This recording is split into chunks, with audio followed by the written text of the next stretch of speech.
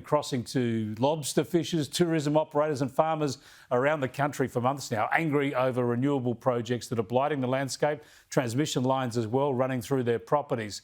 Earlier this year, the federal government declared an 1,800 square kilometre zone for offshore wind turbines between Norah Head and Port Stephens, all along the Newcastle coast there, 2 hours north of Sydney, off the Hunter coastline.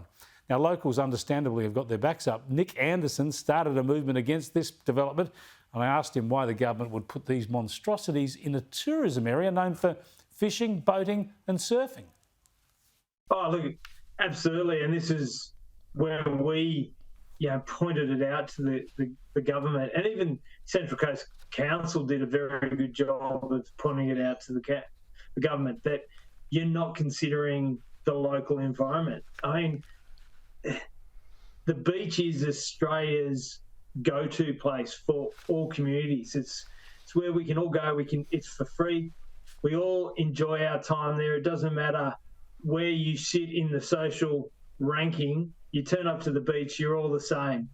It's where Australians go, relax, where they lose, all the worries of the week ahead.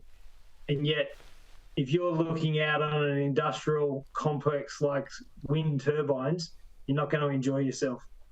Yeah, these things are 260 metres tall and they're going to be installed in places where they're visible from the shoreline. Is that your main concern, that you want them moved further offshore and you've got some guarantees on that? They're far enough offshore that you won't see them?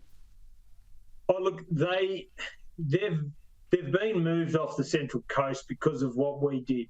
All right, we voiced our concerns early and we got on to it. So now it's 57 kilometres from Norah Head. But we will see them, especially when we're, say, at Crackneck or we're at the Waibung Headland, or if you're at Port Stephens, if you're at Yakaba and you're looking out, you're going to see something that's 50 kilometres away. Now, at Port Stephens, it's 20 kilometres away. You will see that very, very clearly.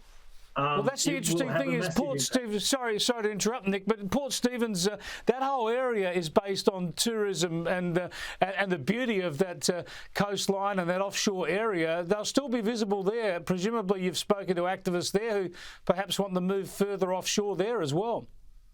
Yeah, look, absolutely. We posted stuff very early to the local fishing clubs and that sort of stuff and some of the local communities. And I think certain people heard us, but a huge majority of them didn't. And now we met with a couple of them yesterday. They came down and met with one of our crew and had a discussion. They really need to get themselves together and start working together. At the moment, they're a bit fractioned. They're all, 5 or 6 little groups. They need to all pull in the same direction, get their objections into the government, make sure their voices are heard, and, talk to the developers, find out as much as you can about these wind turbines and how they work, because these developers don't know how these are going to work. There's only one commercially operated wind farm in the world that's floating, and it's only got 7 wind turbines, and we're talking about 100 of wind turbines.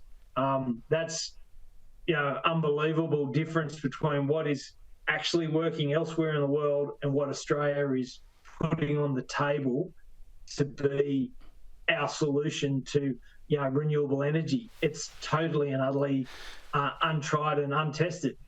Yeah, it's incredibly risky from that point of view. And the further offshore you put them, of course, that will increase costs as well. And then there are other concerns. We've heard from people involved in whale tourism off Newcastle, worried about what that will do to their business, whether there are any environmental problems when it comes to the whaling industry. Certainly people in the States are talking about whales being killed by these sorts of projects. And we seem to be rushing headlong into a massive project with so many questions yet to be answered. Oh yeah, and taking the short-term goal. Let's put it look what we've achieved, but the long-term suffering and the impacts are not being considered because whose budget is it going to fall under? let's look at the long-term solution. What is a better way of doing it? Wrecking our beaches, wrecking our coastline, wrecking the wildlife, destroying our tourism. That's not the solution.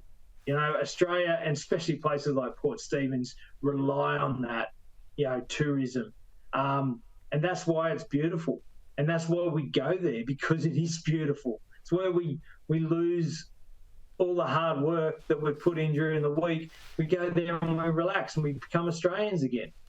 Yeah, well, as Barnaby Joyce told us the other night, pointed out, they're not talking about putting these wind turbines off Manly or off Bondi. They're shoving them into other areas. Now, congrats to you, Nick, on having them move further away from Norah Head. But as you point out, other areas, in particular Port Stephens, still face the battle. Look, they do. We're there to help. They've got to get together and they've got to, in numbers, object, and they've got to go in there with good objective reasons why it's not viable. And if they're in there in numbers, the government cannot ignore them. Yeah, good advice. Thanks for joining us, Nick. Appreciate it. All right. Thanks, Chris. Yeah, it's happening all around the country, these projects. They're really trampling over the rights of local communities, and there are battlefronts opening up, and more and more and more to come, all just to destroy our electricity grid.